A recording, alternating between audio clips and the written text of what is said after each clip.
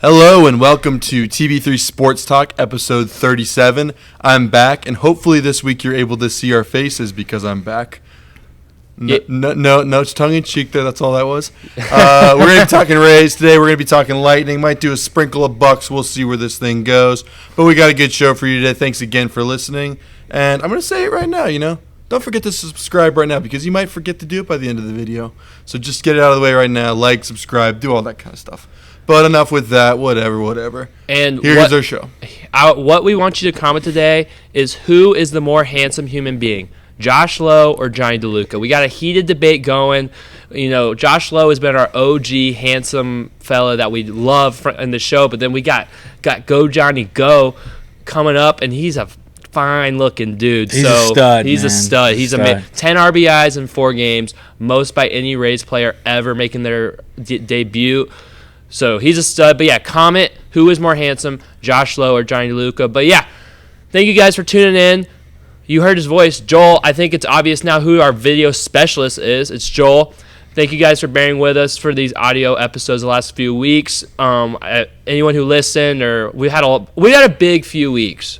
So a big last week. So maybe we can intro the show before we get into stuff like what happened last Friday. Maybe a little bit just to let the people know. We can unwind let the people talk know. About it. We could all right. It, man. So last Friday, Thursday actually. Well, Thursday. Last Thursday, May 3rd. Yeah, May 3rd. Thursday, May 3rd. We're sitting at home after the Rays have just lost 2 in a row to the Brewers. Had a 1 extra base hit the entire series, and this team needs a spark. They look sluggish. They look lazy. This team needs a spark. How are they going to get it?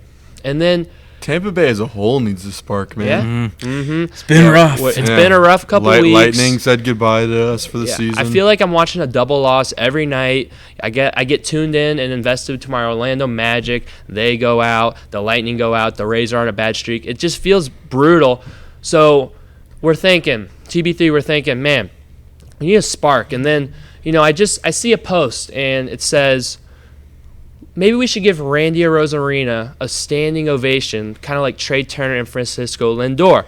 And I'm like, wow, that's a good idea. And I don't know if you guys follow us on Instagram, TB3 Sports Talk, but we've been doing a lot of stuff. It's been a very successful month since baseball season started. It's been awesome. Thank you guys. Anyone who's coming from Instagram, thank you guys for following and liking the posts and interacting.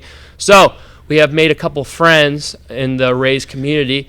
Shout out Flappy Fanatic. He is our closest friend, I would say, in the community right now. So I go to Flappy and I'm like, man, I think we could do something with this. Let's push this. Mm-hmm. Let's do our best to actually make this happen. Because I feel like, as Rays fans, there's a lot of stuff that we do wrong. There's a lot of stuff that is just not normal fandom.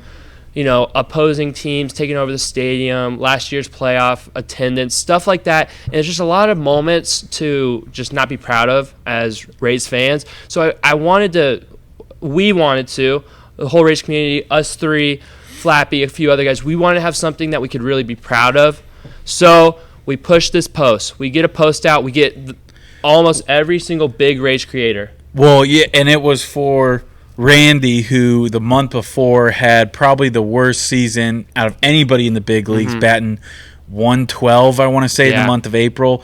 So this guy needed some kind of boost, and continue. Yeah, and Randy needed the boost. The Rays needed a boost. They just needed some energy, and we knew there was going to be an energy boost because the beautiful City Connects debuted on Friday night, and it's also Randyland. So it kind of felt like the perfect storm for something magical to happen. So we get all the Rays creators together, 7, 8 guys, more and more joined in, reposted on their stories, stuff like that. We make a post telling all fans if they're going to the game, give Randy Arozarena a standing ovation, just like Trey Turner or Francisco Lindor. So we do our best. The post goes out. It gets a lot of likes. It blows up slightly to a degree, not fully viral, but definitely. But it was pretty big time because it was pretty big time. Normally our posts with other, when we collab with other guys, has been probably 60 to 150 range for likes. Yeah, and the biggest post we had was the home run draft the first week, which got up to about 700 likes. This one got up to 2,500. It's at 2,600 right now. So it was a pretty big post. A lot of people reposted. If you're listening, you did that. Thank you so much. So we get to Friday. We get some more posts out, some more knowledge. We're in touch with some of the radio guys via Instagram DM on WDAE. They talked about it on the radio. Ryan Bass, shout out him. He tweeted it on his Twitter account. And there's some noise and some buzz around it. And we finally get to the game. And it wasn't a full standing ovation, but it was a standing ovation. We all three were there. It was definitely noticeable. And that's probably the loudest I'd say the stadium gets outside of a big hit or a big home run by the Rays. So yeah, and unfortunately, in that at bat, Randy Arozarena flew out on the first pitch he saw. It got to the warning track though, so it was an exciting moment. It was. The ball, the wheel started to roll within that first at bat. Off the bat, I kind of thought he did it. It felt like it was almost an insane moment. However, that nature of that at bat being so quick, the ovation didn't get to swell as much as I thought it was going to, because it was starting to swell up in the stadium. More people were standing up, but it was loud. It was noticeable. Dwayne Stats noticed it on the broadcast. Gary Cohen and the Mets broadcast, they noticed it. They took a little bit of a shot because they're New York, so whatever, but they noticed it. They had to sprinkle in the word almost. Yeah, they had to. You could have went without the word almost. It would have had the same effect. But New Yorkers gotta take a little crap on Tampa Bay, and I don't like it.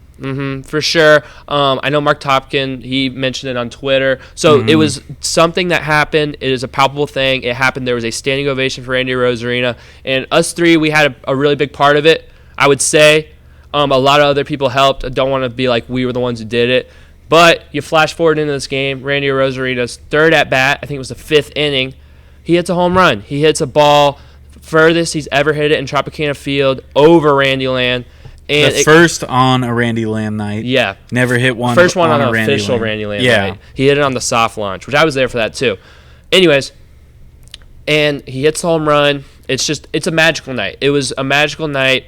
The Rays ended up winning that game, and it was just an awesome night. It's definitely something I will never forget. It felt awesome to be a part of it. So I guess we just kind of wanted to talk about it from our perspective.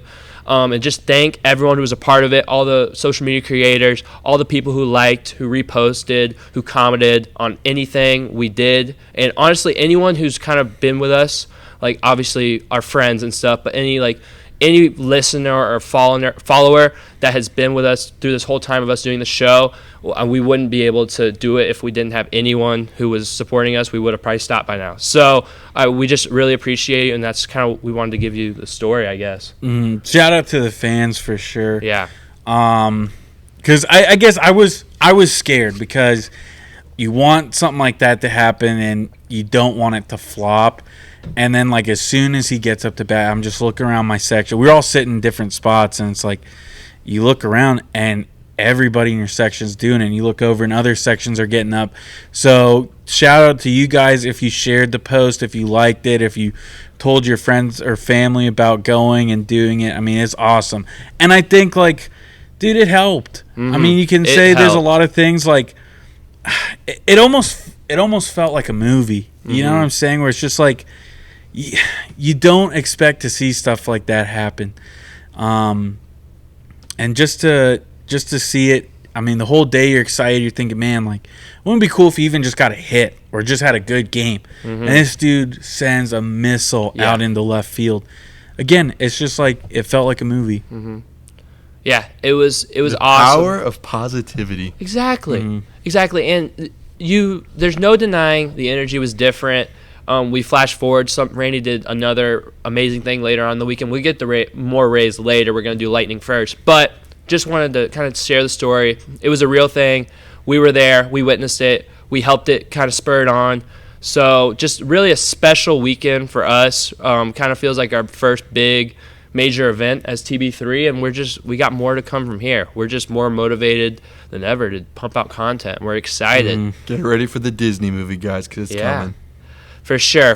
So they're going to call it The Shot Heard Around the World 2, because I'm sure there's already a movie out there with that title. A ball over a land. No, not good. All right.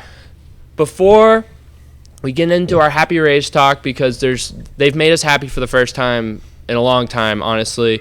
We're going to get to the Lightning because we haven't had an episode since the Lightning were eliminated in 5 games by the Florida Panthers in the first round for the second consecutive season. So, I mean, I guess initial thoughts, guys, on this series? I was so just sad that the Lightning were gonna probably have a tough showing in the playoffs. They've been so up and down this year. I decided to flee the country for a couple weeks just to get myself away from all of this. Well, I think that's why they lost, is you weren't here, dude. I mean, I took the winning spirit of Tampa Bay with me. I'm sorry to the listeners out there, but had to do Jesus' work. I was in Kenya on a missions trip, so yeah, I took the winning with me. The Rays are 4-0 since Joel came back. Yeah, somebody had to mention that because it was just kind of like he gets back, all of a sudden everything is good in the Tampa Bay sports world.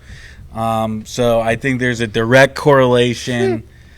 So you're not allowed to leave ever again. I'll be a little bit more aware next time I leave the continent. Leaving like an off season time, right. like. But then it's like I'm gonna be leaving during Lightning season. You know what it was the stinged Ray wanted to make us all feel his stinged Rayness, so he took all the magic with him. That's right. I didn't want the Lightning to go to the second round. Now losing to the Panthers sucked. It stinks. So bad. That was the first time they've ever beaten us. When I heard that, my heart sank. My heart sank a lot. Yeah, it's tough. And one thing that gets me so angry is listening to some of that stuff because, no offense, this is nothing wrong with the Lightning broadcast or anything like that. Bally sucks. Bally's terrible. I can't ever get it to work on just about every device. So I had to watch. So much. I'm fine. It's been working better the last couple of weeks. I've never had a problem with Bally. It works sometimes. The Bally app is not good. It's bad. I can't wait till you're bankrupt. Bally, if you're listening, I pray on your downfall every day. I watched most of I think just about all the series on ESPN or TNT. I didn't even want to risk it with Bally. And I was just sick of the talk this is a passing of the torch.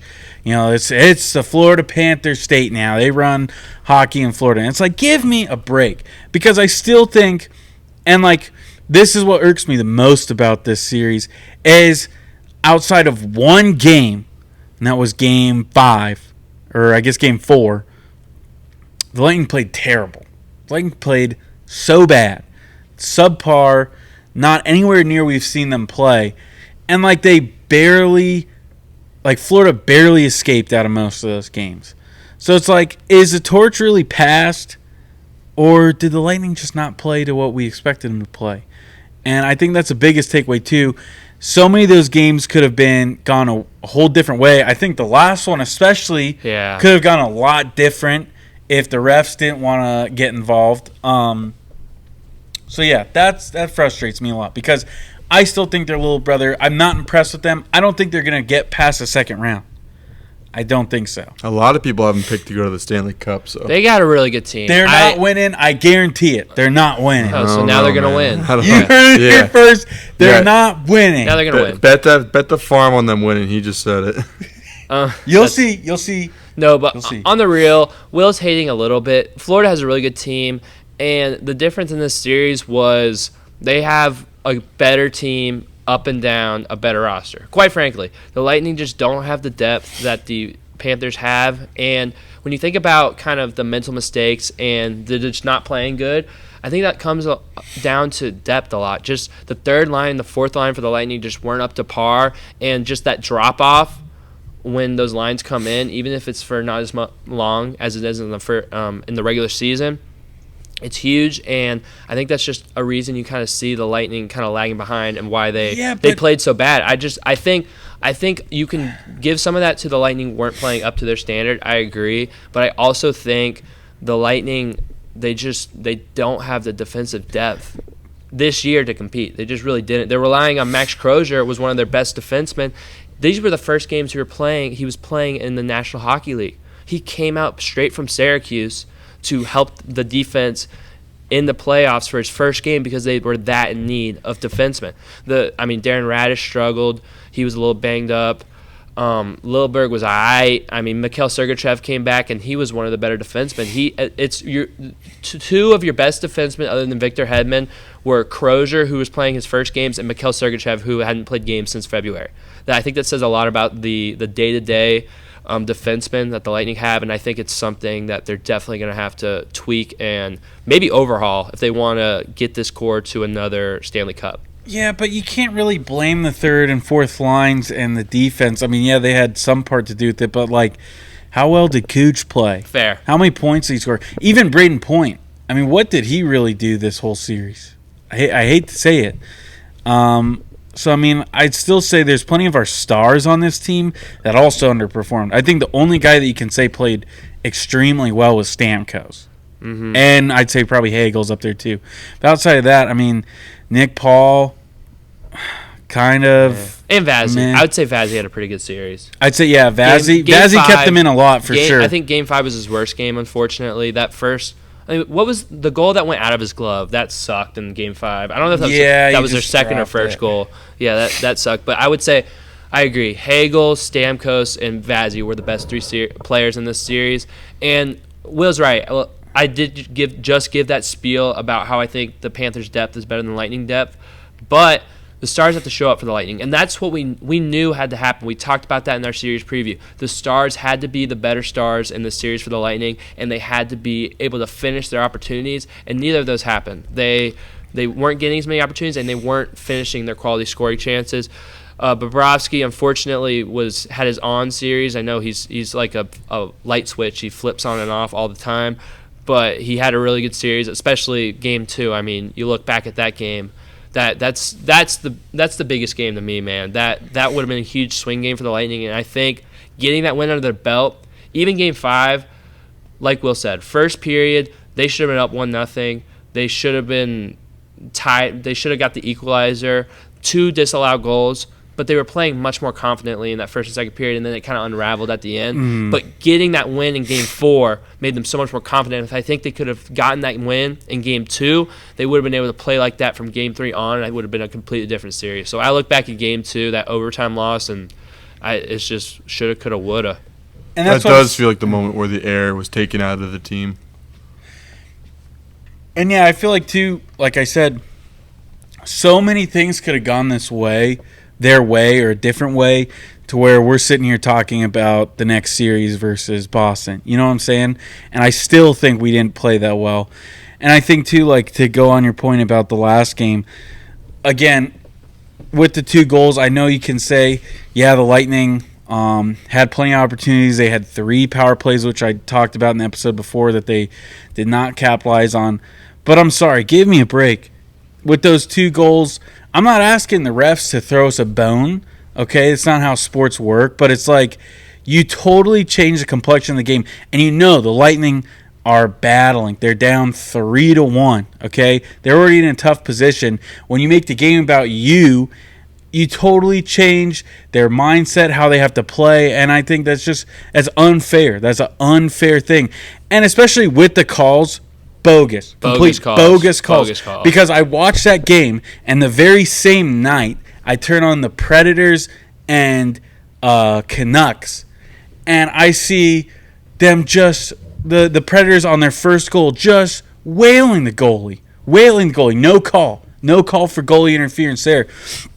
And it's like, I mean, do we even know what it is anymore, or is it just kind of when the ref feels like calling it? Because I think no matter what you can say about this game, those 2 goals were the biggest impact, taking them away. That completely changed the game. No matter what the shots were, time of possession, this and that changed the game.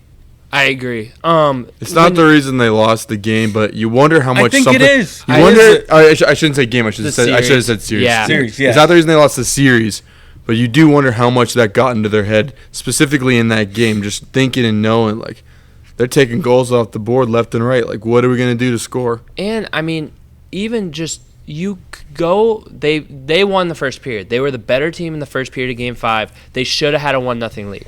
Those calls are bogus. That is not how goalie interference has been called all season. Even in the regular season, calls like that are not made. Both times, players were slightly in the crease, brushing up on the goalie, and they were pushed in there. They were pushed into the crease. Bobrovsky's grabbing on to Duclair. He's grabbing on to escape. What else can you do? Especially, I think that's the one thing that makes me the most mad is you can kind of see teams take advantage of the refs in the playoffs because the games are definitely called differently between the regular season and playoffs.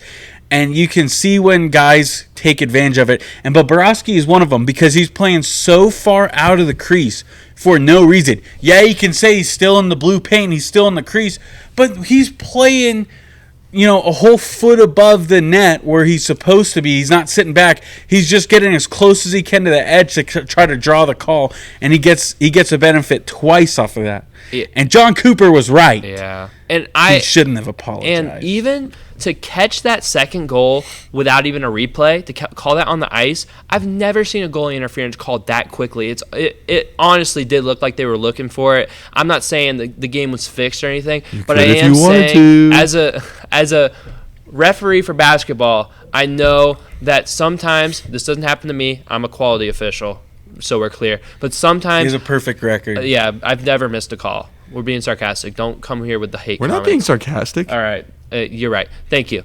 Thank you. You don't get a technical foul this game. All right. So, but when sometimes you talk to a coach or a pregame, they're talking to you and they tell you things. They say, hey, you guys got to watch. You got to watch the Lightning in the crease. They brush up on the goalies. You got to watch Duclair. You got to watch Civale. Yada, yada, yada, blah, blah, blah.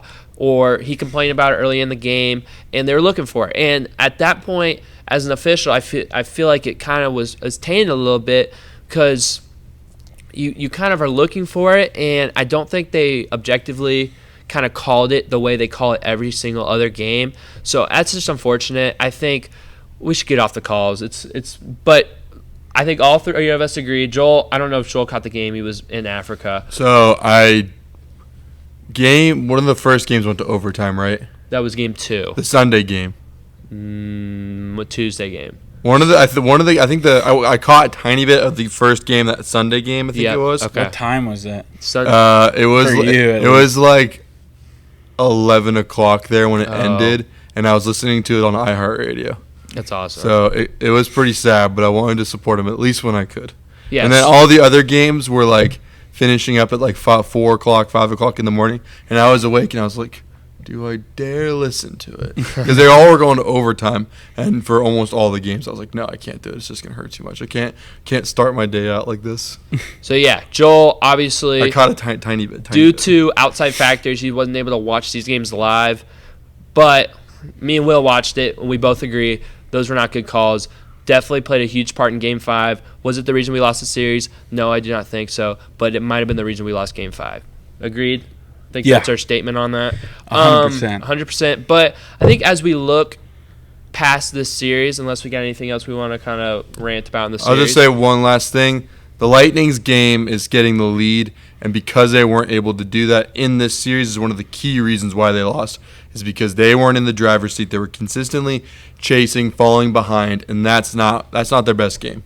Yeah, that's the only game they got the lead is the game they won.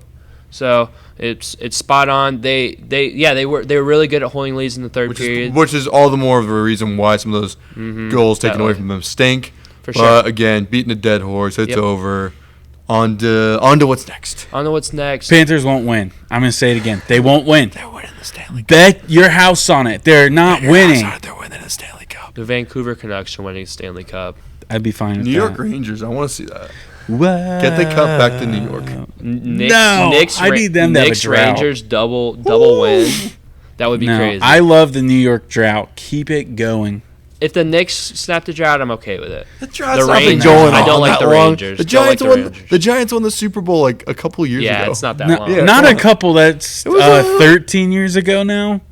No, it was more recent than that. It was 2011. Yeah, that is 13 years ago. And then flying, the Yankees was 2009? So that's 13 15. Yeah. Keep it that way. That's a long time. Mm-hmm. No, for the sure. Jets haven't made the playoffs. That's a long in time 30. when you have like 10 teams in your city. It's not a long time for keep the drought going. Keep it going for sure. But I agree. Unless it's the Knicks, I kind of love the Knicks. Sorry, I love Jalen Brunson. I love Jalen Brunson. But yeah, as we look ahead, I think we'll get into it real quick. The Lightning have a few key free agents. There we go. And the list goes as Steven Stamkos, Tyler Mott, Matthew Dumba, Anthony Duclair, Hayden Fleury, and Calvin DeHaan are your notable free agents. Victor Hedman, a thing to note, is a free agent next offseason, so they might be looking to do an extension with him this offseason. But yeah, I guess let's just get into the meat and bones. Steven Stamkos, what should the Lightning do, and what would you like to see a contract if you think they should re-sign Stamkos at? Obviously you have to re-sign him.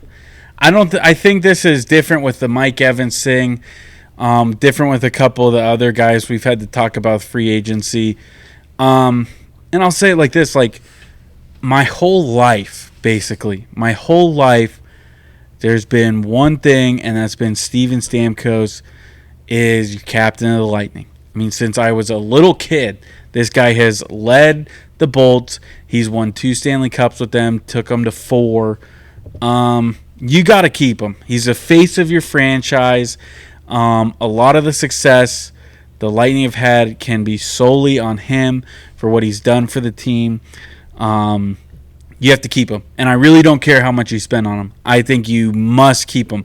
I think kind of the age stuff is bogus, because there's plenty of guys who are rotting away on their teams. Like I think of Sidney Crosby. I think of Alex Ovechkin. Some other guys there. But it's like, this guy's 34. He could realistically have about 3 good years in hockey left. 3 good years. And it's not like we haven't seen him slow down completely. This guy scored a bunch of goals this year. Over 40. Yeah. Led them in the playoffs. I mean, this guy's still playing at a high level, and I think you can keep him for 3 years, and I think, honestly, I would pay him whatever he's asking. That's me personally. He's a team player. I trust that. He is a Tampa Bay native at this point. He's established here.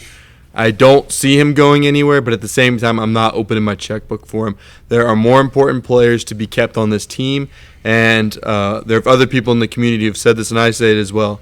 We're not trying to run a museum here. You look at the Pittsburgh Penguins. You see Sidney Crosby, and that's Stamkos in about 3 years. So I wouldn't extend him any longer than 2 or 3 years. But that's what I'm saying. Sign him to 3 and let him retire Bolt. I think that'd be perfect. Yeah. It all depends on what he's asking. If he's asking for too much, there comes a point in time where we have to say, hey, Pittsburgh's been asking for you for 5-10 years.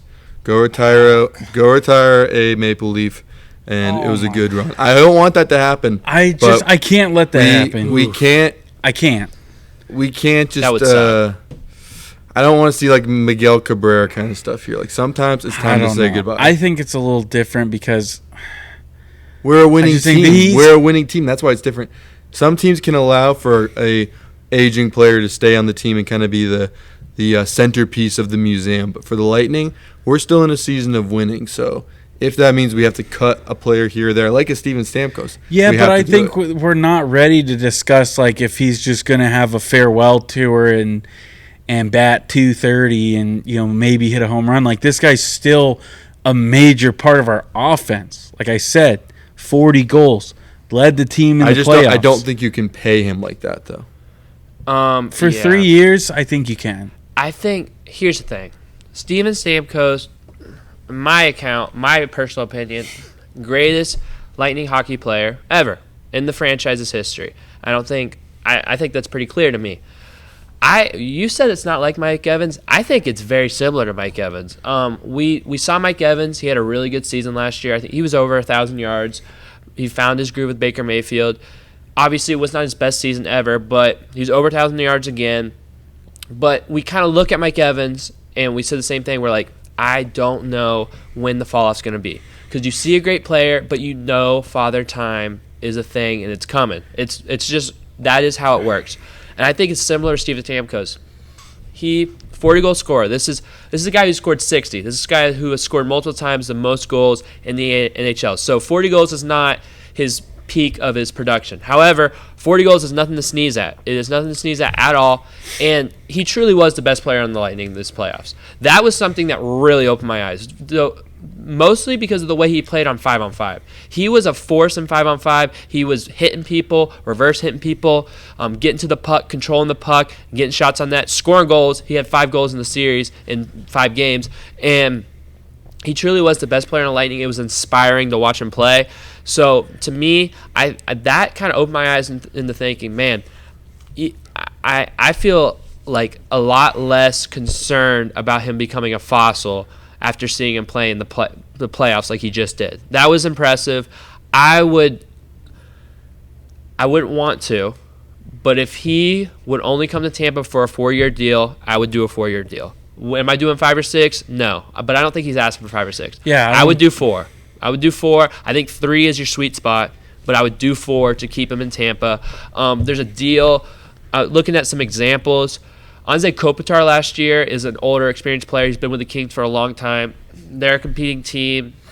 Even though they haven't won like the Lightning have, they're a competing team. And he got a 2-year, $7 million contract last year. I think that could be a good annual value for hockey. I don't know if you guys are in tune with hockey contracts, but they're a lot smaller than NBA or NFL contracts. $3.5 million per year is a very decent amount on the market in hockey. The salary cap is squeezing, if I'm not mistaken. I think it's getting smaller and smaller. No, it's getting bigger. It's getting bigger, but the Lightning still don't have a lot to play with. Like $4.3 million, I think. Oh man, never mind. Sorry about that. But yeah, I saw another thing, 3 years, $5.5 million. I know it's less annual value, but you do get that third year for Stamkos, and you're still making pretty good market value. Maybe you got to go over. I don't know, but I think it's likely Steven Stamkos is going to be a Bolt, and I think I want him to. I want him to, and I would go 4 years if I had to make sure he stays a Lightning.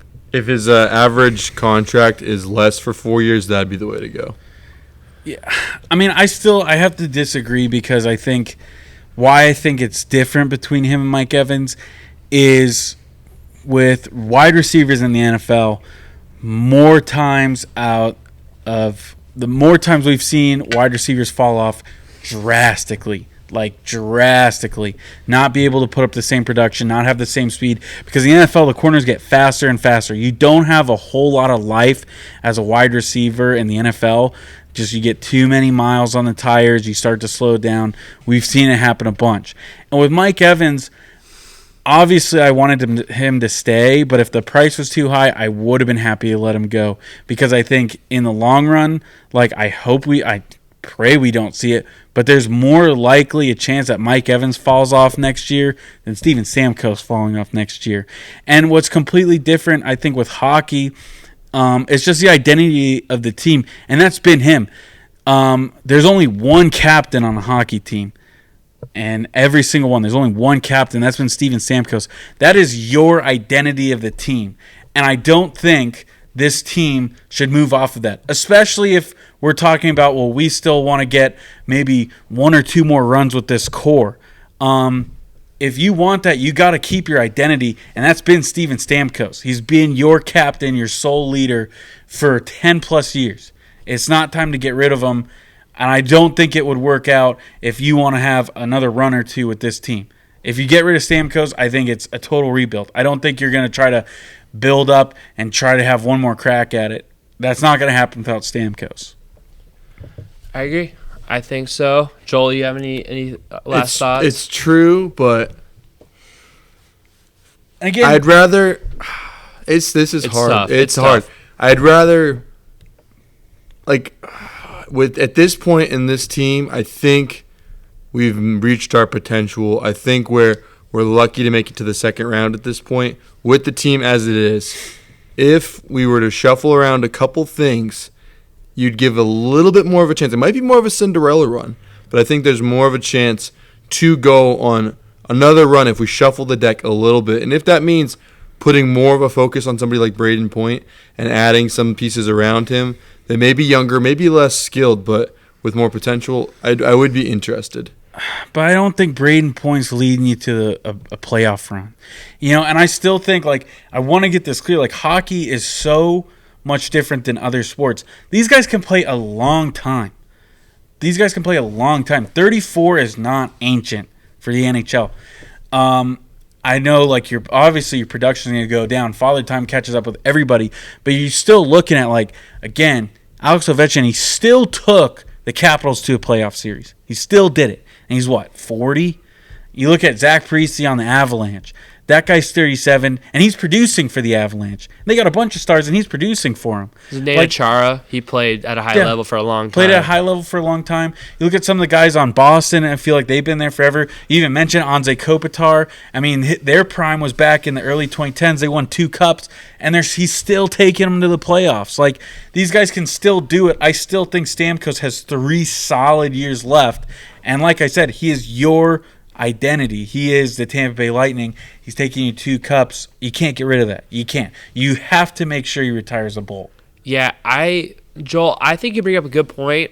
For me, I'm kind of with you, Joel. I think this core needs a little bit of a shakeup, but I don't know if letting Stamkos walk is the best way to shake it up. I think you're not getting anything in return. If Stamkos walks, he's a free agent. You're getting cap space, but you're not guaranteed to sign someone new.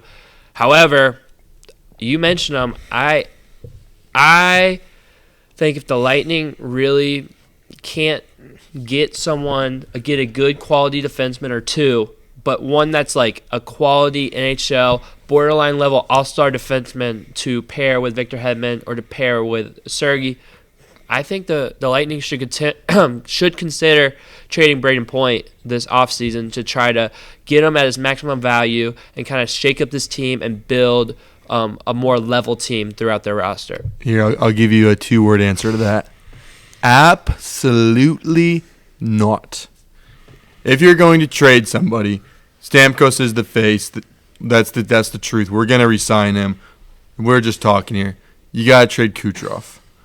He just had a career year, and that came out of nowhere in more ways than one. So trade him at his max value. Somebody's going to want him. He's been to 3-4 cups. He's got tons of value right now, and he would shake up this team in more ways than one. It might just be because I'm mad at him. Because I really don't want... He had a career year. There's no reason to be mad at him. Well, I'm saying for his playoff performance. Whatever. Because we're talking about... It was a lousy playoff. We're talking about trading. The whole team had a lousy playoff run. I agree. You could definitely get value for him. That's still just very tricky if you trade him. Because he's not the captain. He's not the face. Yeah, he's got everything Kuch has. He's a little bit of the face, without the leadership. Look, I'm not saying like I wouldn't because... But again, it might just be because I'm mad. I would actually be excited if they traded him. Like, that'd be a new, exciting chapter. You would really have to still it would get have to be good a really haul. good return. You have to get like 5.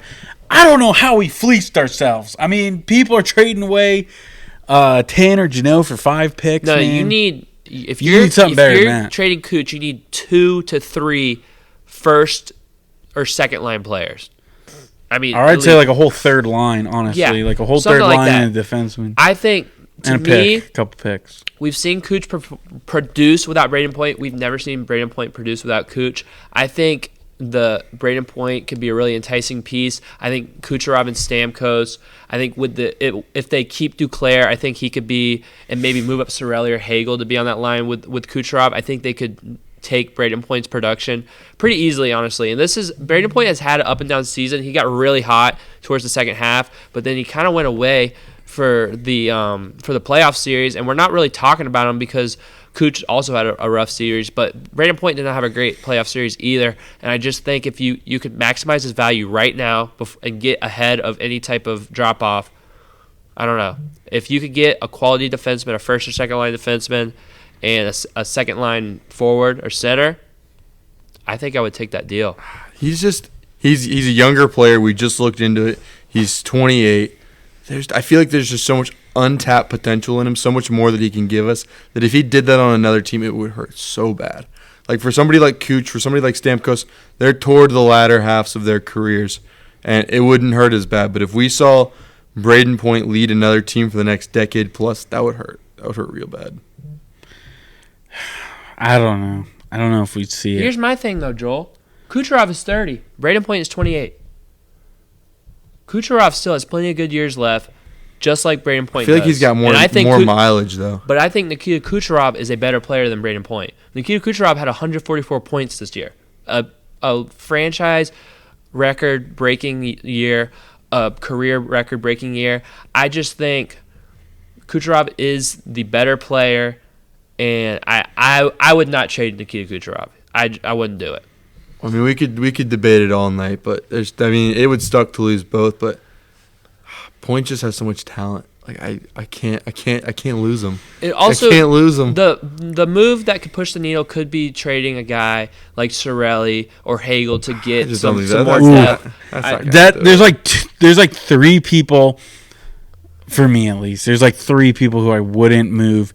That's Stamkos, Vazzy, Hagel. Yeah, I think Civale would be my pick for that one. But our point here is I think the Lightning they have to do something. They got to move the envelope some way, take away maybe a face that the fans love to even out their roster, because their third and fourth line, defensemen and just lines in general are not good enough right now. And they have to even out their roster if they want to compete with this core. Because core, the main players are good enough to win. They have to even up their roster. And this has been something I've personally been expecting for the last two playoff exits. I thought for sure at some point they were going to mix something up.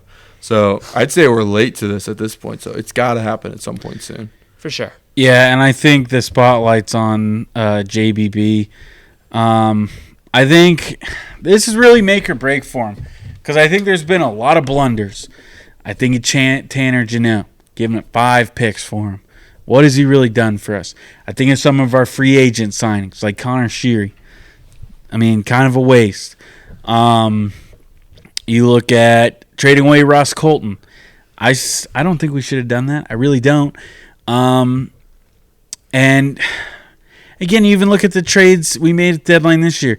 I mean, Duclair, he had some moments, but Dumba and Duclair in the playoffs, I mean, it's like they really weren't on the ice. The only time I really remember seeing Duclair was getting the goalie interference. That's about it. So I just think it's really on you, JBB, because can you keep this core together, 1? 2, can you make smart moves that can at least get a solid team and give us one more chance at the Cup?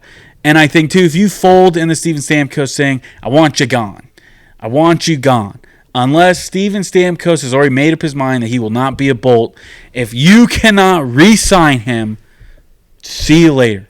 I will call for your head in the streets, because I just think we've made too many blunders now. I'm ready for something good. I'm ready for some smart moves because I haven't seen it. So it's on you. Yeah, and if he lets Stamkos walk and Stamkos goes on and has success somewhere else, like if he goes to the Maple Leafs and they win a cup, that's something that is going to be a tarnish on his resume for the rest of his life. That would be worst case scenario. Just don't let it happen. Sign Steven Stamkos and hopefully sign him to a good contract. We do have to start looking at who's on the books coming up next, though, because you just said before the show Hedman's a free agent after this next season. So there are some hard decisions coming up.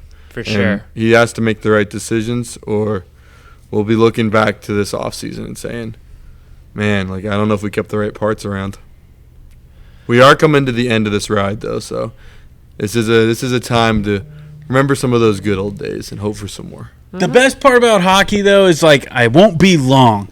Trust me, it will not be long, because the NHL has a great salary cap. So hopefully they can rebuild pretty quick.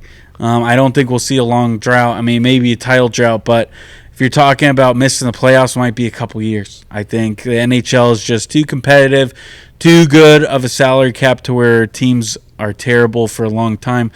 I don't know what's going on with the Ducks, but for the rest of the league, you know, every couple of years you got a solid team. Take notes, MLB and NBA. Oh, MLB, man, they're stuck. Or maybe have some owners who aren't cheapskates. Amen. I thought about that before we get to the Rays, because there's a lot of good, so let's get it out of the way. I think, because you couldn't just say, all right, now there's a salary cap. I mean, they're paying Shohei like $7 billion. How are you going to figure that out, right? I think here's what you do. Kind of like relegation, all right? Not in the way you think. But like if your team, if you're the owner, right, and your team is the bottom team in your division, at the end of the year you have to pay hefty fines. Maybe lose a couple draft picks. No, just do fines. Just do fines. Just maybe fines. Maybe just owners fines. don't give a crap about fines. I think they will. They will. I think they definitely will. That's a drop in the bucket. If it's something significant to where it really hurts your pocket when your team doesn't do good, I think that entices them to spend more. Oh, you know what I mean, honestly, I like the idea, but owners don't give. No. I think they would, dude. Here's what you do. You either have a 4A player and you definitely you lost that money, you got that 4A player, or you take a gamble. Maybe you have a Cinderella season and you don't get that fine. If I was an owner, if I was a cheapskate, I would take the shot on not signing that player and gambling on the season. It's like you might not lose that gamble, but you're going to lose the gamble if you sign a player. I say don't do a fine. Take away the revenue. Like, take a cut out of the revenue that the team in last place gets. I'm telling you, you could do that, and I think it would definitely hurt an owner we know, because that dude at the beginning of the season said how uncomfortable he was spending a little bit more money than he had in previous seasons, and it's still not even close to being top in the MLB. So I think if you really go after their pockets, these guys will either sell or they'll start spending. They'll start investing more. I think it's perfect. I seriously think you go after the owner's pockets and really make it hurt, they're going to be forced to take action. You're going to force them. Especially, I mean, you look at some of these teams, just bad forever. And the owner will never sell. They'll never sell. They're happy with how it is. I think you go right after their pockets, something they actually care about, because they're all greedy people. They'll change their ways. I think this issue truly is coming to light more than it ever has, and something's going to have to change in the next couple of seasons. Okay. While we're on the topic of baseball being crappy, let's go. I don't remember if I said this a couple weeks ago, but I'm going to restate it if I did. Now that in extra innings we have a base runner at second base start the innings, if you lose, you need to get half a win, and baseball needs to accept the point system like hockey. Joel, he said this, and Joel, I've been telling people this because I fully back this. Yeah. Give extra inning losses 1 point. I think I said that on the show, but I've been gone a little while. I wanted to make sure I restated that. It's great. It's very, very important to me. It's great. It's a great system. I completely agree with you, Joel. But the NHL has to do away with the point system to where it's the top 3 teams from each division. Get rid of that. Oh, yeah. Just get rid of that. Just Just make it top 1 through 8. Yeah. Who for cares? Sure. That's so stupid. That is such a dumb. You're just putting crap teams in for no reason. Yeah. Islanders, crap. The Capitals, crap. Because of the point thing, they get in. It's stupid. The Lightning. I'm kidding. The Lightning. His hair, whack. His shoes, whack. The way he likes to talk, all right, whack. Let's talk some Rays baseball. We got to get to it. So, the Tampa Bay Rays had a 4-2 week. We're just going to get on through it. Did I say 4-2? I think I did. No, you said 3. I said no. I think I said 4-2. You're the one with the records. All right. The Tampa Bay Rays started off they started off this week in Milwaukee to end off their road trip. That was what I was trying to say. And it started off pretty good in Milwaukee as they would get a 1-0 shutout behind some stellar pitching from Ryan Pepio in the bullpen. No RBIs in this game. A double play in the first inning was the only run scored, and the Rays won 1-0. However, that was about it for them. The second game, the Rays got behind early. Jose Siri hit a bomb, and that caused some problems later on in the game. But they would lose this one 8-2. Not a lot going on. Tyler Alexander, pretty mediocre start, and the offense is sputtering at this point. And then we head to the rubber match. Zach Eflin's on the mound, and Zach Eflin has a pretty decent start. 6 innings pitched, 5 2/3 innings pitched, 3 earned runs. But when your offense is this bad, it feels worse. The Rays got behind 3-0. Then they got behind 7-0. Willie Adames hits 2 home runs against his former team. Pain and suffering. The Rays did get a Chris Paul Chris Paul wild pitch to make it 7-1. But they would lose the series and head back home. Like we mentioned, Friday night, Randy land, the ovation happened, and the Rays started to get rolling. The Rays ended up having a 3-run second inning and a 5-run third inning to take a 8-3 lead. The Randy Arozarena bomb would make it 9-3. Some trouble for Aaron Civale. We'll get into that later. I got some stats for you guys on that. But the Rays bullpen would hold. They would do a really good job. And the Rays would win this game 10-8. Headed into Saturday's game, and this one was a pitcher duel. Christian Scott, his first MLB game for the Mets, a Florida Gator product, and he looked really gross. Got to give him some credit. Calvary Christian product, actually. Shout out my Tampa boys. I hate Calvary Christian. He looked gross, and he went against Zach Littell, and both of them were stellar. And it was 1-1, headed into the bullpen innings, headed into the 8th.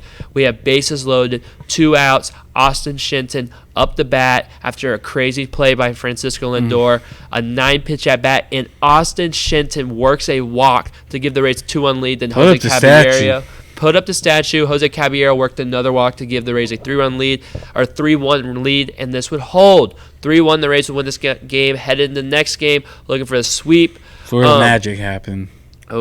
Orlando Magic lost, but the Rays did not lose. There was some magic in this game, is what I'm saying. Sure. Oh, for sure. Oh, man. I thought I put the Orlando Magic. However, the Rays in this game, it didn't go according to plan. Ryan Pepio took a comebacker, 100 miles plus off his calf. He had to come out in the second inning. He is day-to-day. X-rays were negative. Just has a sore calf. Got really lucky that didn't hit a bone. Yeah. No, it's not a contusion. That's what they said today. Oh. It's a contusion. Oh, it's on the muscle. I don't think it's a contusion. That's what they said. That's what Chris Adams will say. Well, I guess a contusion is just a bruise. Never mind. But it did not hit any bones in his ankle or his shin, so dodged a bullet. He should be able. He might get his start pushed back a couple days, but he should be able to pitch in the near future.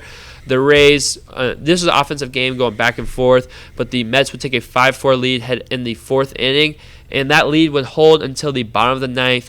2 outs. Edwin Diaz on the mound. He's throwing slider after slider, and finally he throws one bottom corner, and Randy Arozarena hits a home run, a solo shot to tie the game. Just a clutch moment for Randy after all that happened on Friday. It felt great.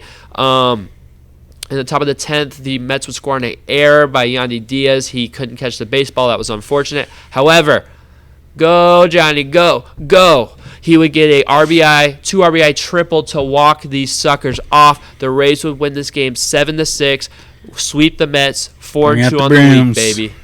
First sweep of the season. And then they won tonight. 4-0 in the City Connect jerseys. Yeah, keep that streak going. Let's talk about this. Okay, let's talk about that first because we filmed last Sunday, so we missed the reveal by a couple hours really. And man, so many teams have got it wrong.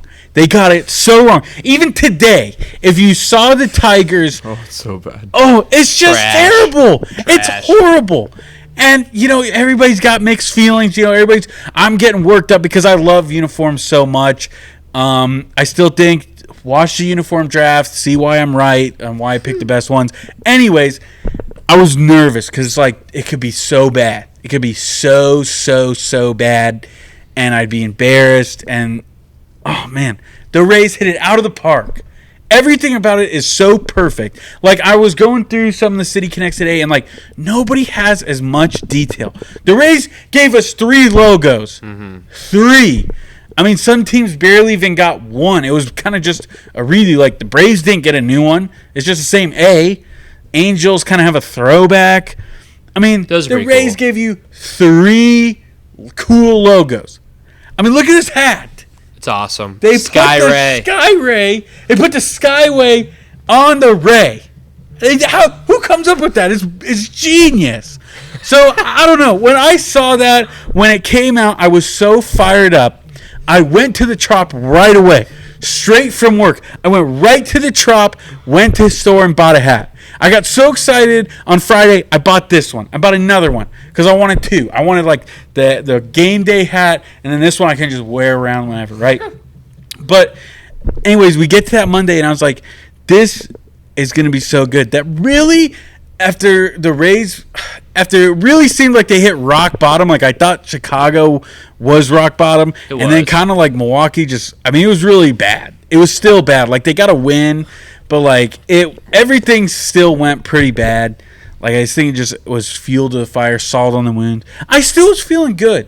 Like I felt so happy. Like a 1-0 win, as much as it stinks because your offense did nothing, zilch. It was like, can we see the bullpen do something? Can they hold a game? Can they actually do it? They still got that dog in them. And they did. Mm-hmm. They locked it down. 3 innings pitched, 1 hit, 1 walk, 0 earned runs, 5 Ks for the bullpen in that game. 6 innings pitched, 2 hits, 0 earned runs, 7 strikeouts, 0 walks for Ryan Pepio. That was a splendidly pitched game in that one. Mm-hmm. And I told him, man, I was like, yo, Ryan, dude, you've been shoving it, man. I met him. I went to the City Connect. Block party they had at the pier, and he was taking pictures. I had to go in. I told him, I was like, dude, you're killing it. You're absolutely killing it. But he is. He is. Like, oh my goodness. He looked gross in this game. He's been so solid, and he's just getting better. Like every start has gotten better. So, like, I can't even remember the game he gave up 5 runs, like the first game, his first start. Yeah, Rangers. Yeah, it seems like forever ago. He's just getting better and better. Yeah. And I'm glad the X-rays are negative. My sweet prince. Mm-hmm. I think he'll be better. They're saying today they'll probably push him back, which would be sick because I think he would start the Yankees series. Mm-hmm. He would start on Friday. That's perfect. We'd get an easy win right off the rip. That's 1-0 already going into that series. So. Glad he's okay. And I was really happy about the game. I really was, because I think we need to see something from the bullpen. They did it. As much as you can say, talk about the offensive woes, I was still so happy about that game because we saw the bullpen step up. And we need them sometimes to do that. We need them to. For sure. I didn't really have faith they could do it. Yeah, I mean, that last inning got hairy. Jason Adam, the bases were loaded, but he got out of it. And, yeah, just really good game from game 1, and then it went downhill. Game 2, we had the brawl. Jose Siri pimped his home run, and then he got thrown at, and then the Brewers took it extra. Uribe was I don't know why he was so mad at him after, but they ended up fighting. There were suspensions given.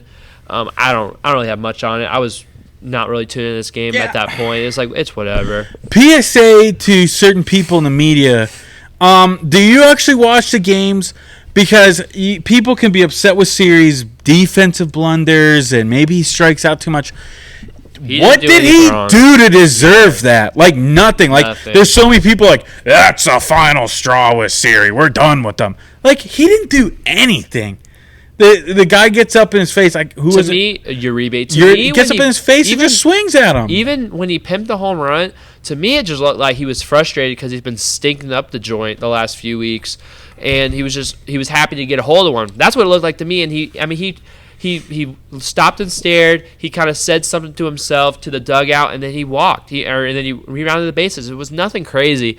And I mean, Peralta. I mean, they say he's not throwing at him. It's 3-0 count. I definitely don't think he was upset that he hit Siri. But yeah, where the problem came was Uribe, bumping up to Siri and kind of making more out of what should have been done as a situation. I think all the unwritten rules of baseball, you throw at someone when you're mad, you hit them, you take the base, and that's that, exactly. But he made it much worse, so that, I think, that's completely on Uribe.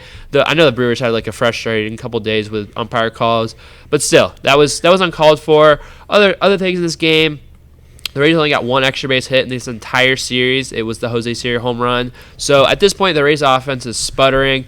Yandy Diaz and Randy Arozarena did not have a single hit in this series in 21 plate appearances.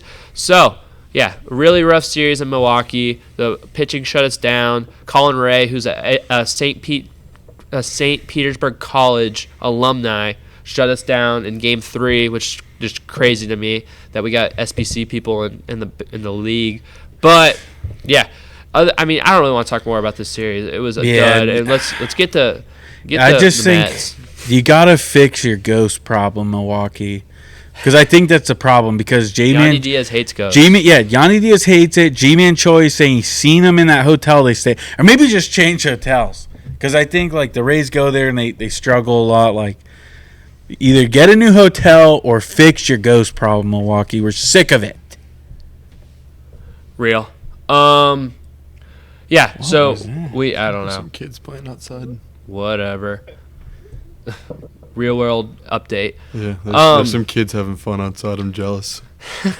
But yeah, we head to the Mets. So notes on this. I mean, this was the first Rays series win in 5 series. The last one was against the Giants. That feels like forever ago.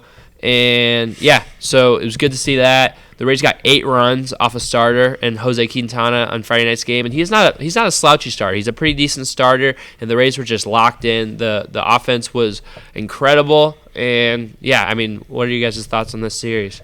This was awesome in so many ways. Like I said, man, I saw those City Connects, and I'm not gonna say like I knew it, but you had such a good feeling going in, and especially the vibes we talked about at the beginning of the show, the post, everybody's sharing it, everybody's seeing it. There's just no way it was gonna go wrong, and it didn't. And it even carried on into Saturday and Sunday. That I think that's the biggest thing too. Is wasn't just like a one game where they had all their offense. I mean, they've been consistent now 4 games, a lot of offense, drawing more walks, getting more base hits. I mean, everything has gone right for them, and it's all clicking. And I hope this isn't just the City Connects. I hope this is consistently how we've expected them to play since the start of the year. And a lot of it has helped. You got DeLuca coming up. He's been white hot. Josh Lowe came back up today. You're going to get Taj Bradley soon. I mean, this roster's coming together. Mm-hmm. And, oh, man. Yeah. It just gives you chills. Gives you chills thinking about it. Huge story for this one. Will mentioned the bullpen in Milwaukee, how that game was a pretty encouraging sign. The bullpen was huge in this series because, like we mentioned, Game 3, the bullpen had to cover 8 innings of work. They only allowed 1 earned run in 8 innings in Game 3 to help the Rays keep it in a 1-run deficit and then go on and win the game. And then we look at Friday night's game. Aaron Civale had a rough start, and the bullpen had to cover 4 1/3 innings pitched and gave up 1 run, 4 hits, 0 walks. And then in Game 3, the bullpen was nearly perfect. They didn't allow a hit in 3 innings. They did allow 4 walks, but 3 strikeouts and 0 earned runs. So the bullpen was amazing. They all came together. Jason Adam, Phil Maton had a really good series coming in. Sean Armstrong, Kevin Kelly's been lights out recently. Mm-hmm. So it's really good to see the bullpen produce on that level to go along with the offense that has been just another level. They're playing pickleball. It sounded like it was pickleball. I wasn't gonna say. I can see it. What the? Dude, that's scary. I don't know if you guys heard that. Pickleball's got a sound, and that's what that sound is. They're playing like. Do we know them? Oh, I think that might be Matt and Zach. I'm not sure. That's funny. I saw a stocky build. I think it might be Matt and Zach. That's really funny. Anyways, I saw stiff walking. That might be Matt. They're coming to watch the game after we record this. The T-Wolves Nugs. Oh. All right. Anyways, yeah. Rays bullpen, fantastic. As for the starting pitching, it's been a little bit lackluster. Yeah, Civale got knocked around in the first game. I got some notes about Aaron Civale. So Aaron Civale was dropped from the TV Winn-Dixie fantasy team. So that's your news for this week. Yeah. And he was dropped because his last 3 starts, he went 4 2/3 innings pitched with 5 earned runs against the Yankees, 4 1/3 innings pitched, 6 earned runs against the White Sox, and then 4 2/3 innings pitched, 7 earned runs against the Mets. It's been really tough for Aaron Civale, and I think I kind of see why. Aaron Civale has given up 7 home runs this year. That is tied for third most in the major leagues, and the reason is he is hitting he has the sweet spot percentage 46.4% of the time. So you guys might be asking, what is the sweet spot percentage? Well, it's a measure of how often the hitter hits a ball from 8 degrees to 32 degrees of launch angle, which is defined as a good angle to hit the ball. So right down the kisser? Yeah, so those are the launch angles you're hitting these home runs for, you're hitting these line drives off of. And Aaron Civale is pitching balls into that zone 46.4% of the time. This is up from 33.5% of the time last year. So that's a 13% increase. I think it's a huge reason why he's giving up so many home runs. He also has an X slugging percentage that last year was 379, now is 404, and he has a 33.6 ground ball percentage, which is in the 13th percentile in all of Major League Baseball. So Aaron Civale has to do a better job of hitting better spots in the strike zone, not hitting the sweet spot. And when I look, I was watching film, man. I was looking at all the home runs he was giving up, and every single home run, he was in the middle of the plate. He's good at working down and up in the plate, but he's not good at working side to side and working in different corners. And he has to do a better job of reaching each side of the plate, or he's going to keep giving up these big, long balls and giving up a lot of runs in his outings. Yeah, and got to get together. Still holding out hope he figures it out. Still hoping we see pre-trade deadline Cleveland Guardians, Aaron Civale sometime soon. Think it's like I guess that's one thing to put in perspective as far as starters, not just him. It's like I said, like seems like nothing can go right. I think we talked about that last week.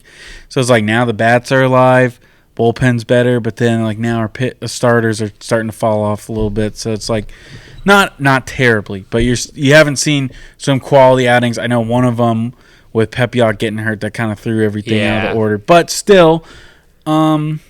He had a couple really good starts last week. Pepiot, good start, and then Zach Littell, 6 innings pitch, 1 earned run. That's a really good start. Yeah. Another guy that I kind of did highlight on, I was just on the starting pitching rabbit hole, was Zach Eflin. His last 2 games, he went 5 2/3 innings pitched, 3 earned runs against the Brewers, and then his previous game was 6 innings pitched, 4 earned runs against the White Sox. And to me, I think this has been noticed by other people other than me, but Zach Eflin is throwing too many strikes. His walk percentage is 2.3%, which on the surface is a very impressive number. It's down from 3.4% last year, but his hard hit percentage has increased from 35.1% last year to 39.2%. And his expected batting average is up from 222 to 251 this year. So he's laying in too many strikes in the zone, quite frankly. People are kind of pouncing on him, and once he gets to the later innings, after people are seeing him once or twice in the game, people are just they're mashing the strikes he's throwing. First pitch, second pitch, he's throwing too many strikes, and that's been a problem. And I do like how Kevin Cash managed him in the last game against the Brewers. I felt like he took him out like right the right time. It didn't matter, couldn't hit a beach ball, but yeah, I think that's been his problem is because he's getting late in games, and then instead of giving up 1 or 2 runs, he's giving up like 4, 5, and where it's like just an insurmountable lead to come back from. So I think it's pretty important to note, especially later in games is where he's costed us the most. Like if he starts getting hit on, you got to get him out. And I think Cash was smart to do that against Milwaukee. It's interesting you say that because This year, Zach Eflin has not been able to go more than 6 1/3 innings pitched. He went 7 a bunch last year, but he has not been able to get to that threshold this year. No race starter's gone 7 actually this year, so that's something we could definitely improve on. And Zach Littell has allowed 10 earned runs in the 6th inning or later in his starts, including 4 home runs given up. So he also has like a 15 ERA in the 6th inning. We're so locked in. Yeah, we're so locked in. So yeah, it's a huge problem. Zach Eflin has to do a better job of mixing and matching when he's throwing strikes later on in the game, approaching a lineup for the second or third time he sees them. So yeah, those are just some notes that we see for these 2 mainstay starters that we need to kind of get going as our younger pitchers start to come up, And the hope is now that the offense is starting to have a resurgence, is that these starting pitchers won't feel so much weight on their shoulders, like they have to be perfect, like they have to put the ball in the perfect spot, and then they miss it completely. So here's to hoping that there's less weight on their shoulders, and because of that, we see improvement in their game. Yeah, that's a great point. I think it is, like, even as people are watching the game and breaking it down, the starts feel so much better. Like, for example, White Sox last Sunday. Zach Littell goes 6 innings pitched, 2 earned runs.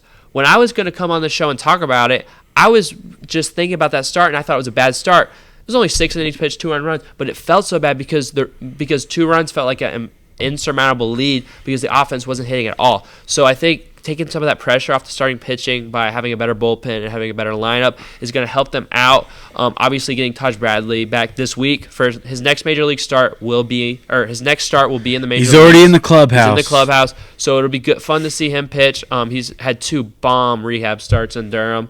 So it's going to be fun to see him pitch, see how he's changed his arsenal, maybe gotten rid of that dang cutter that he has. And yeah, I mean, what any other notes on this series, boys? Yeah, I got a problem with Zach Littell because he's pitching all these innings and doing great, but it's not getting enough fantasy points for me. I'm considering dropping him. I hate to say it. I might pick him I hate up. to break the news. Yeah, I might pick him up too if you drop him. He's getting like 11 a game. I dropped a pitcher, but I'm not going to tell you guys who it is. There's no way he got 11 last game. He had to at least gotten 20. No, I swear, no, he didn't. Here, while they're looking this up, I will say a positive note of this series. Just kind of end my thoughts on the Rays. You remember when the Bucks did their throwback jerseys last year against the Lions? There was so much press, there was so much focus in it. It felt like they lost sight of the game, and they lost, and it was pretty embarrassing for the community. Well, I thought something like that might happen with the Rays with their uniform announcement and all the praise and all the interviews and all these things happening. And to sweep them, and as we're recording tonight on Monday, to have a 4-game winning streak in these jerseys, it's pretty awesome. Like, that is night and day compared to the Bucks last season. It's the exact opposite. I was just about to say So that. you're saying the White Sox game, you thought he got 20? No, the Mets game. Oh.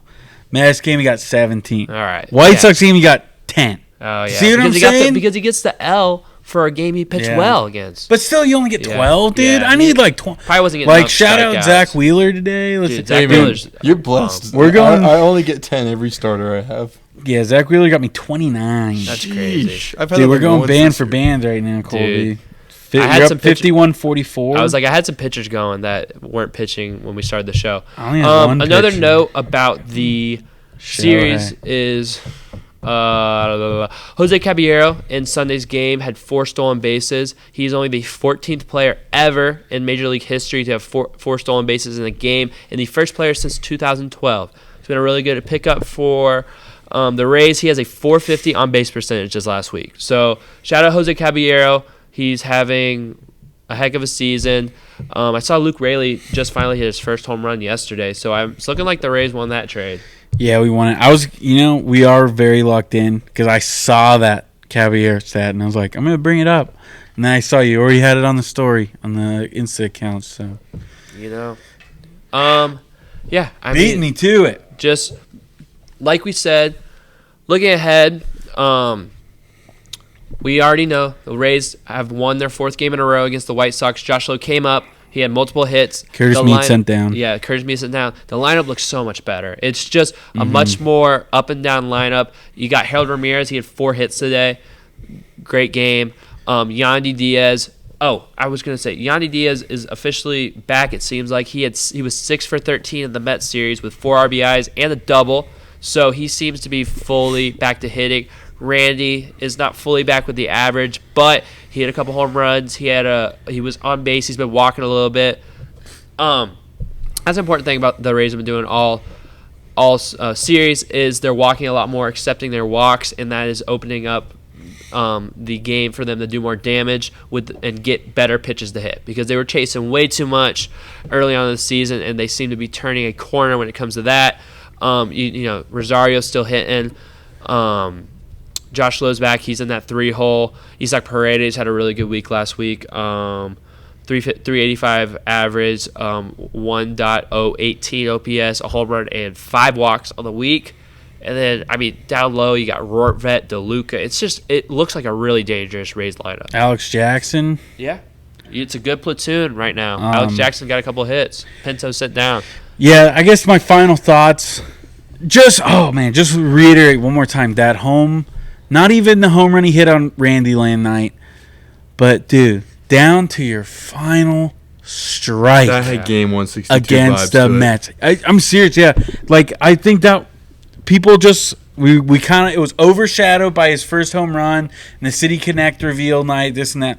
But like down to your final strike against Edwin Diaz, Yeah, but he had like 8 straight saves. I see. Yeah, he hasn't blown a game since 2022. It was not 8 straight. It was like 28 straight. Okay, I didn't want to exaggerate the stat. It's been 2 years since he's blown a Valley save. did so good. They flashed that graphic. I was like, they're trying to jinx it. I love it. But yeah, just to do that, I mean, that is so clutch. I know maybe he might not even have had the weekend he wanted, but that alone right there, that's bigger than the home run he hit on Friday. So clutch. So clutch. That'll go down. I would say that would go down somewhere in the top 10 Rays home runs. Oh, that's huge. I big absolutely loved it. Think that needs to be talked about more. It needs to be Sports Center top 10, all this and that. And then my last thing is a little personal. Tyler Alexander, if this was your last start. He's going to be a bullpen guy, man. I'm saying if it's his last start. Yeah. Okay, if it's his last start, thank you for your service. I tip my cap. You have a special place in my heart. I enjoyed watching you start. You did pretty solid for us, actually. He did a lot better. If Aaron Civale doesn't clean it up, we could do a swapperoo. But we got Shane Boz. We got Shane Boz coming up, man. I'm not a believer in Shane Boz. Oh, dude, I love Shane Boz. Yeah, he could prove me wrong. I'm excited to see him pitch. It's been so long. But yeah, Tyler Alexander, after that first start, I was questioning his ability to be a decent starter, but he's done really solid. Had a couple of really good games. Had a decent one tonight. And yeah, I think he's going to be a really good weapon out of the bullpen to get lefties out. He's tremendous against lefties. So I think he'll still be a weapon for the Rays. As we look ahead, we already told you we know what happens. So we're not going to predict that. The Rays have 2 more games. All games at home, 2 more games against the White Sox. Zach Eflin will be starting your game on Tuesday against Michael Soroka, an old Braves legend. And then on Wednesday, both games 6:50. Chris Flexen will be playing against Aaron Civale, looking for that bounce-back start. We're going to see it. I like it. Then Friday, big series, AL East series. The Yankees come to town for the first time. Right now, Zach Littell is slated to pitch against Clark Schmidt on Friday. On Saturday, 4:10. This Friday was 6:50. Saturday, 4:10. Nestor Cortez will be pitching against Ryan Pepio.